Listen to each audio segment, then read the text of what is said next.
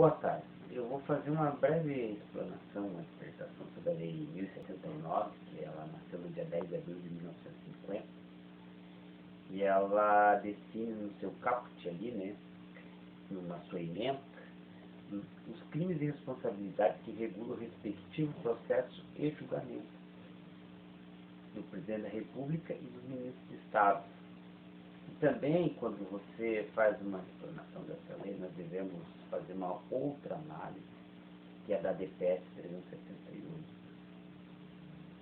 do ano de 2015. Então, a tradição do descumprimento do preceito fundamental, com essa decisão do Supremo Tribunal Federal, que foi publicada no Diário Oficial da União, no dia 21 de dezembro de 2015. O artigo 1º dessa lei diz que os crimes e responsabilidades que essa lei especifica são os crimes definidos na lei, ainda que simplesmente tentados, são passíveis da pena, da perda do cargo, inabilitação até 5 anos para o exercício de qualquer função pública, imposta pelo Senado Federal nos processos contra o Presidente da República ou ministros de Estado e contra ministros do STF, ministro do Supremo Tribunal Federal, ou contra o Procurador da República. Qualquer desses que estão alencados nesse rol da lei, eles podem ser processados casos de crime, casos de crimes comuns.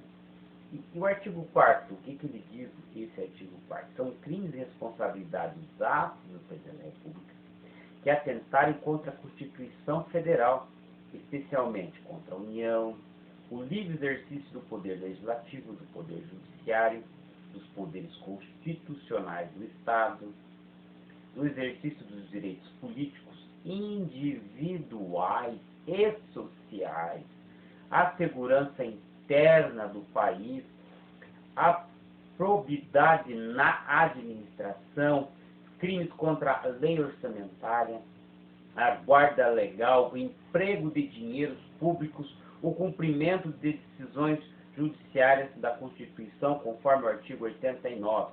Em seu título 2º, dos crimes contra a existência da União, no seu capítulo 1º. Então, são crimes de responsabilidade contra a existência política da União.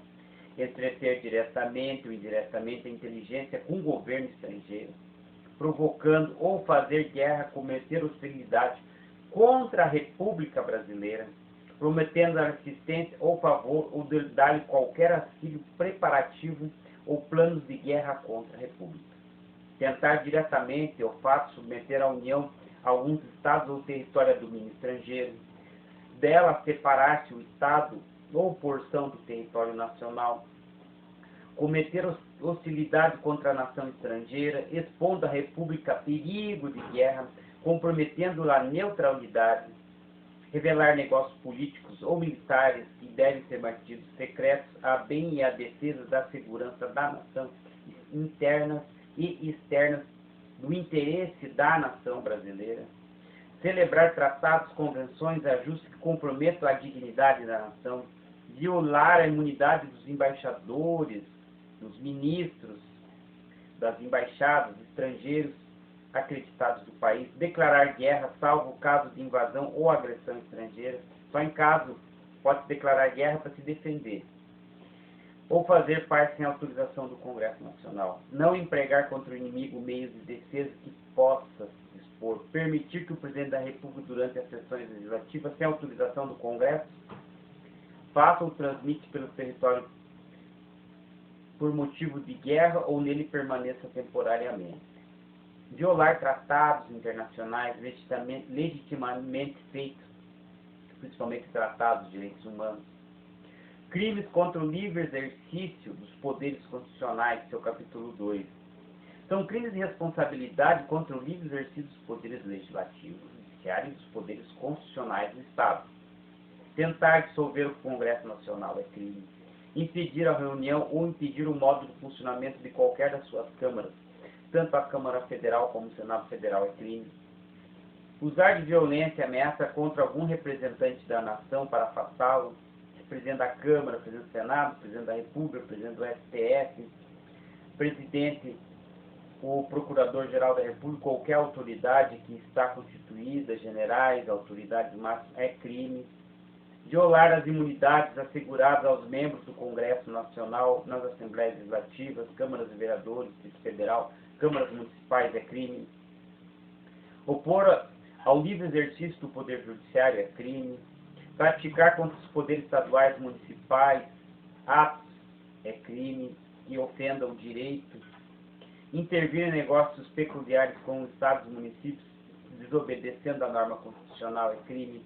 Dos crimes contra os exercícios políticos individuais e sociais, no capítulo 3. No artigo 7 dessa referida lei, são crimes de responsabilidade contra o livre exercício dos direitos políticos e sociais. Impedir por violência, ameaça, corrupção, o livre exercício do direito sagrado do sufrágio universal, que é o voto direto. É crime. Qualquer autoridade que impeça o voto direto é crime. O voto é um direito sagrado do cidadão de escolher os seus representantes. Obstar o livre exercício dos mesários eleitorais nas eleições é crime. Violar o escrutínio secreto da sessão eleitoral, ou inquinelar nulidade de seu resultado por subtração ou de algum respectivo material é crime. Servir às autoridades sob subordinação imediata e praticar abuso de poder nas eleições é crime. Incitar militares à desobediência, infração de disciplina é crime. Violar patente ou qualquer direito de garantia individual constante no artigo 141, no qual estou dissertando dessa lei, é crime, e o 157 da Constituição. Tomar autorizado durante o estado de sítio medidas de repressão que excedem os limites estabelecidos na Constituição é crime. Dos crimes contra a segurança interna do país, no capítulo 4, artigo 8º, são crimes contra a segurança interna do Brasil. Tentar mudar por violência a forma de república e de governo é crime. Tentar mudar por violência a Constituição Federal é crime. De alguns estados, as constituições estaduais é crime. Lei orgânica do município, se for à força, não se for pelo sufrágio universal, pelo voto, é crime. Praticar ou concorrer para que se perpetre qualquer dos crimes contra a segurança interna definidos na legislação penal. Ausentar-se do país sem autorização do Congresso Nacional. Permitir de forma expressa ou tácita a infração de lei federal à ordem pública, aos respectivos equivalentes, deixar de tomar os prazos fixados às providências determinadas por lei federal ou tratado, cumprindo fielmente sua execução. Agora, no capítulo 5 dos crimes contra a probidade na administração. Essa improbidade administrativa, ela pode ser alencada no artigo 9º, né? São crimes de responsabilidade contra a probidade na administração. Então, quais são os princípios da administração? O LIMP. Você vai falar, mas o que é o LIMP? O LIMP é princípio da legalidade, impessoalidade, moralidade, eficiência e publicidade. A administração pública, ela necessita desses princípios administrativos dentro da União, dos Estados e municípios. E essa lei, o qual estou dissertando, ela vai alencar no seu artigo 9, né? Artigo 9, omitir, retardar dolosamente a publicação de leis e resolução do Poder Legislativo ou atos do Poder Executivo. Então não pode retardar e nem deixar de publicar as leis que já estão prontas da forma natural dentro do Congresso Nacional.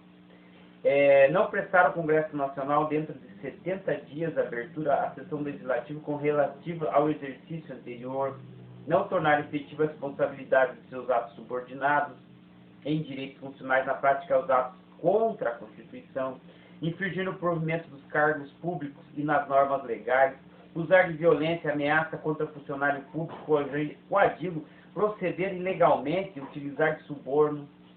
Agora, no capítulo 6, né, capítulo 6 da deferida lei, ele fala dos crimes contra a lei orçamentária. Pois bem, esse é o artigo 10º.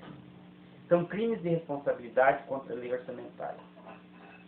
não apresentar ao Congresso a proposta do Orçamento da República dentro dos primeiros 2 meses de cada sessão legislativa, exceder ou transportar sem autorização legal as verbas do orçamento, realizar estorno nas verbas, infringir patentemente qualquer modo dispositivo da lei orçamentária, deixar de ordenar resolução do montante da dívida consolidada, verificação acrescido pela Lei 10.028, do dia 19 de outubro de 2000, Senado Federal.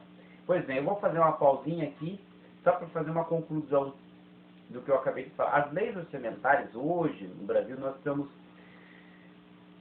temos aprovação, o Congresso aprovou o estado de calamidade devido à pandemia, desse Cocamonga que nós estamos tendo aí, mundial. Então, o Cocamonga, ele fez que no Brasil o estado de calamidade ele fosse aprovado pelo Congresso Nacional. O que acontece quando se aprova o estado de calamidade dentro do Congresso Nacional? As leis de licitações públicas, elas continuam válidas, mas são dispensadas a licitação pública devido à emergência, a prestação de contas do Tribunal de Contas do Estado, do município, da União, elas são, vamos dizer assim, colocadas no sobreestado de suspensão. Precisa prestar conta? Precisa, mas fica suspenso durante o estado de calamidade que o Congresso aprovou, que foi agora no começo do ano de 2020. Eu não acredito, em março, abril, foi onde que o Congresso aprovou o auxílio emergencial de R$600 para o cidadão. Além da dispensação da lei de licitação pública, prestação de contas do Tribunal de Contas do Estado, da União, o plano plurianual, né, que é o PPA, lei de diretrizes orçamentárias, elas ficam meio que suspensas durante o estado de calamidade. Ok? Então, elas só vão ser vigoradas depois que voltar a situação normal, que tudo estiver ao normal, ele vai sair do estado de calamidade.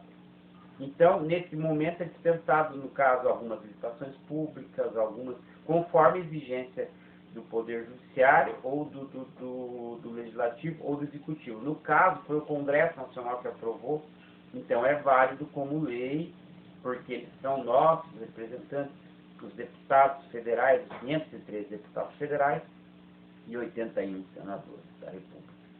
Pois bem, ordenar e autorizar a abertura de créditos de acordo com os limites estabelecidos pelo Senado Federal, deixar de promover e ordenar na forma da lei o cancelamento, amortização da constituição de reserva para anular efeito da operação de crédito é crime. Ordenar e autorizar o desconto de lei e realização de operação de crédito qualquer demais federação, inclusive entidade de administração direta, é crime. Agora no capítulo 7, veja bem, dos crimes contra a guarda legal e emprego de dinheiro público, que é muito, se fala popularmente, fulano roubou, né? São a corrupção passiva, corrupção ativa, peculato, desvio de divisas, que popularmente as pessoas falam crime de roubo. O político roubou, o ciclano, o beltrano, o A mais B, é muito comum isso na mídia. Pois bem, a respectiva lei diz que em seu artigo 11, são crimes de responsabilidade contra legal, né? Contra a guarda e o legal emprego dos dinheiros públicos, dos cofres públicos, dinheiro que estão armazenados, que são impostos, meu e teu. Ordenar despesas autorizadas por lei, observância das prescrições legais relativas às mesmas, abrir crédito sem fundamento em lei ou sem formalidades legais, contrair empréstimo, emitir moeda corrente, apólice, efetuar operação de crédito sem autorização legal do Congresso Nacional, alienar imóveis nacionais, empenhar rendas públicas sem autorização de lei, negligenciar a arrecadação de rendas, taxas, são alguns crimes. Agora o capítulo 8 dessa lei, dos crimes contra o cumprimento das decisões judiciárias. Pois bem, ao meu ver, a decisão judiciária não se contesta, se cumpre. A decisão judiciária, o que os ministros do STF determinam tem se cumprido, o que os 33 ministros do STJ determinam lá nos seus tribunais do pleno tem se cumprido, o que o Tribunal de Justiça de cada estado, lá nas câmaras cíveis, nas câmaras criminais, determinam têm que ser cumpridos, são decisões judiciais. O que os desembargadores do TRF, em suas decisões, nas câmaras cíveis, câmaras criminais, determinam, tem que ser cumprida, a decisão judicial tem que ser cumprida. A decisão judicial do juiz de primeira instância tem que ser cumprida. A decisão judicial em primeira instância da Justiça Federal tem que ser cumprida. É respeito ao judiciário, é respeito ao trabalho do judiciário, é respeito às instituições, tem que ser cumprida na forma rigorosamente da lei, na analogia da jurisprudência, com julgamento do mérito, julgamento do caso concreto, aplicado à lei e à jurisprudência ao caso. Pois bem, dos crimes de cumprimento contra as decisões judiciais. O artigo 12 são responsabilidades contra as decisões judiciais, impedir qualquer meio ou efeito dos atos ou mandado dos poderes e da decisão do Poder Judiciário. A referida lei diz isso. Recusar o cumprimento das decisões do Poder Judiciário que dependeram do exercício das funções do Poder Executivo. Deixar de atender a requisição de intervenção federal, né, por parte da ordem do Supremo Tribunal Federal. Impedir ou frustrar o pagamento determinado por sentença judicial, ou seja, impedir ou frustrar o pagamento determinado por sentença judicial. Ou seja, o que seria isso? Quando uma autarquia é condenada, ou a mesmo Estado, ou um município, existe uma demanda judicial no qual é feita uma sentença, e depois dessa sentença, ela vai ter uma força interpartes, ela vai valer para as duas partes, com os efeitos ex tunc, ele vai retroagir a data da lei, certo? Ex tunc, os efeitos são ex tunc. Ele vai retroagir a data da lei e o direito, voltando, certo? A valer o que valia antes. E agora, essa decisão tem que ser cumprida. Uma decisão judicial que condene o Estado a pagar, a Prefeitura a pagar a indenização, ou o Poder Legislativo, ou o Poder Executivo, essa sentença ela tem força de título executivo extrajudicial, ou seja, ela pode depois ser executada provisoriamente. Abre-se através de um advogado a execução provisória da sentença. Pois bem, dos ministros de Estado, no seu título 2, eu vou falar agora do artigo 13.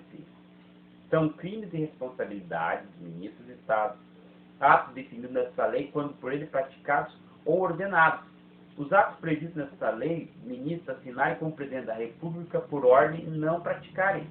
Ou seja, a falta de comparecimento, justificação perante a Câmara Federal dos Deputados, onde temos 503 deputados, ou o Senado Federal, onde temos 81 senadores, das suas comissões, quando uma outra casa convocar o ministro pessoalmente para prestar informações sobre o assunto prévio determinado. Então, o que acontece? A Câmara e o Senado Federal chamam o ministro, que foi o que caso esse ano chamaram o ministro da Economia, né, para ele prestar alguns esclarecimentos. Qualquer ministro que for chamado pelo Congresso Nacional, ele terá que comparecer junto ao Congresso Nacional, a Câmara e o Senado, aonde ele for chamado, e prestar os esclarecimentos sobre as respectivas anuâncias, ou o que o Congresso quer saber sobre o que o ministro está fazendo. Pois bem, o Presidente da República e Ministro de Estado, do seu título único, no caso de denúncia, capítulo 1, é permitido a qualquer cidadão brasileiro, veja bem, denunciar o Presidente da República ou Ministro de Estado por crime de responsabilidade perante a Câmara dos Deputados. Qualquer cidadão, o seu Zé das Couves, o seu João que compra galinha, se ele achar que o presidente está cometendo algum crime, qualquer ministro de Estado, ele tem direito com base nessa lei. Lógico, o nosso presidente atualmente é um excelente presidente, é um excelente legislador, um excelente administrador, uma pessoa que é muito popular, é um presidente fantástico, o presidente Bolsonaro é uma excelente pessoa. Mas vamos voltando à lei. Os ministros também estão de parabéns. O Brasil tem conduzido o Brasil realmente para um rumo mais democrático, apesar de eles serem militares, eles têm respeitado a democracia, a liberdade e a dignidade das pessoas. Nesse ponto, nós temos que tirar o chapéu para eles. Pois bem, no caso de denúncia, conforme essa lei, o artigo 5º, a denúncia poderá ser recebida enquanto o denunciado não tiver qualquer motivo de deixado definitivamente o cargo. A pessoa tem que estar no cargo para ser denunciada. Pois bem, no capítulo 2 da acusação, recebida a denúncia, é feito o seguinte, é despachada uma comissão especial que ela vai fazer a respectiva proporção de representantes dos partidos políticos dentro do Congresso Nacional para que arrume uma comissão especial e um relator, que é dado um prazo de 48 horas para que esse relator emita um parecer no prazo de 10 dias sobre a denúncia ser ou não julgada. Ele faz um julgamento antecipado de mérito, se acolhe ou não acolhe a denúncia. Tá ok?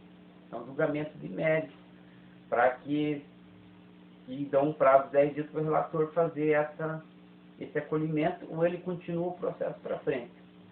Pois bem, o parágrafo 1º, a comissão especial, chama-se comissão especial, ela terá 48 horas para dar o parecer na publicação do parecer oficial, com aquele prazo que eu falei ali, 10 dias, né? São 5 representantes de cada partido poderão falar durante 1 hora. Então, abre-se a banca na tribuna, o parlamentar vai falar, tem o direito de falar 1 hora, né? E o parecer ressalvado ao relator da comissão especial, que é o que vai fazer a relatoria do caso. Encerrada a discussão do parecer, é submetido ao mesmo a votação nominal. Será a denúncia com os documentos que instrua arquivada se não for considerado objeto de liberação. Ou seja, por uma denúncia lacônica, que não tem um conjunto comprobatório, não tem o mínimo de cabeça, não tem o mínimo de sustentabilidade, o mínimo de probatoriedade, ela vai ser arquivada, ela não vai para frente. Qualquer denúncia tem que ser fundamentada, tem que ter, primeiro, eu não vou fazer todo o trâmite aqui, do que discorre a lei, mas esse é o resumindo e enxugando, porque ela é uma lei muito grande. Agora, do julgamento, no artigo 24, que é o capítulo 3 dessa respectiva lei, recebido no Senado o decreto da acusação com processo enviado pela Câmara dos Deputados, apresentado libelo pela comissão acusadora, remeterá ao presidente da República, no caso, a cópia de tudo que o acusado na mesma ocasião, nos termos do parágrafo 2º. O acusado comparecerá por pelos seus advogados. No caso, se for o presidente da República, ele comparece munido do advogado-geral da União, que é o que vai fazer a defesa no caso de um processo dele.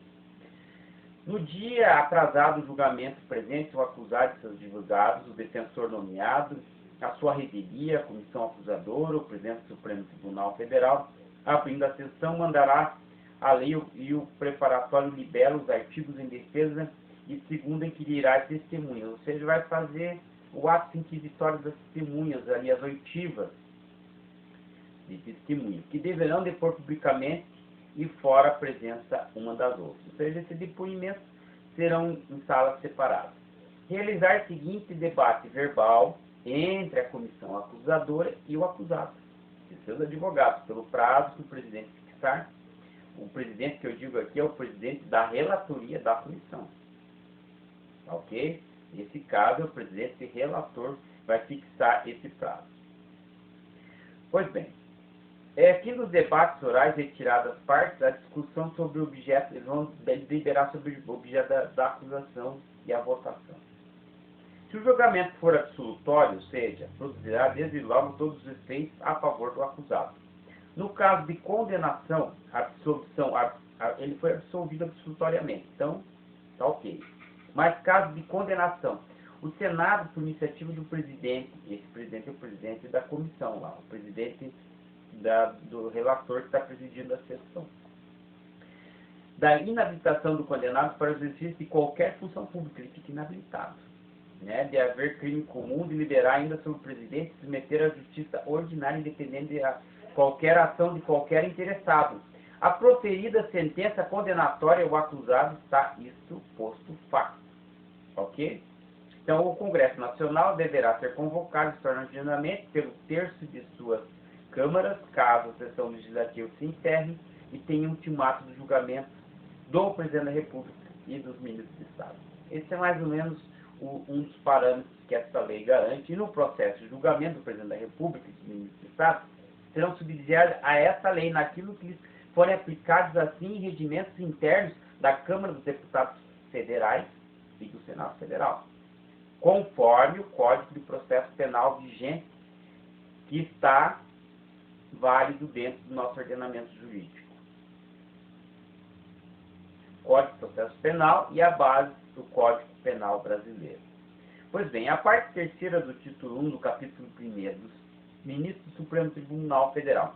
São crimes e responsabilidades dos ministros do Supremo Tribunal Federal alterar por qualquer forma, exceto de via de recurso, a decisão ou voto já proferido em sessão do tribunal. Então, os ministros, quando eles votam no pleno, lá no Supremo Tribunal Federal, não podem alterar o que eles fizeram. Eles colocarem em ata lá, tem que ficar, pelo menos é o que diz a lei. Proferir o julgamento quando por lei seja suspeito na causa, exercer atividade político-partidária, então não pode ministro ter ligação a partido político, ser patentemente decidioso no cumprimento dos deveres do cargo, e tem que ter uma pessoa que está no seu cargo, ter aquela função pública, cumprir fielmente aquilo, proceder de modo incompatível com a honra, a dignidade e o decoro das funções, com a ética e com a moral. Artigo 39. Constitui também crimes de responsabilidade do Presidente do Supremo Tribunal Federal ou seu substituto, quando o exercício da presidência, condutas previstas no artigo 10 dessa lei, quando prazos ordenados ou praticados. O disposto do artigo aplica-se aos presidentes respectivos substitutos quando o exercício da presidência dos tribunais superiores, tribunais de contas, tribunais regionais, federais do trabalho, eleitorais, justiça e alçada dos estados federal, juízo de direitos de foro ou função equivalente ao primeiro grau de jurisdição. Pois bem, o capítulo 2 do Procurador da República são de crimes e responsabilidades do Procurador da República. Emitir parecer quando por lei seja suspeito na causa. Recuperar essa prática do ato de incuba, patentemente desvidoso no cumprimento das suas atribuições, proceder de modo incompatível com a dignidade e decoro do cargo, conforme a referida lei. O artigo 40 constitui também crimes e responsabilidades do Procurador-Geral da República ou do seu substituto, quando no exercício da chefia do Ministério Público da União, as condutas previstas no artigo 10, quando por ele ordenadas ou praticadas. Parágrafo único. O disposto nesse artigo aplica-se, inciso 1º, ao Advogado-Geral da União, inciso 2º, aos Procuradores-Geral do Trabalho, Eleitoral, Militar, Procuradores-Gerais da Justiça dos Estados, do Distrito Federal, aos Procuradores-Gerais do Estado, do Distrito Federal, dos membros do Ministério Público da União, dos Estados, Ministério Público dos Estados, da Advocacia Geral da União, das Procuradorias do Estado, do Distrito Federal, quando exercido na função das chefias das unidades regionais, locais representativos das suas instituições. Pois bem, artigo acrescido pela Lei 10.028, do dia 19 de outubro de 2020. Título 2. Do processo, do julgamento e da denúncia.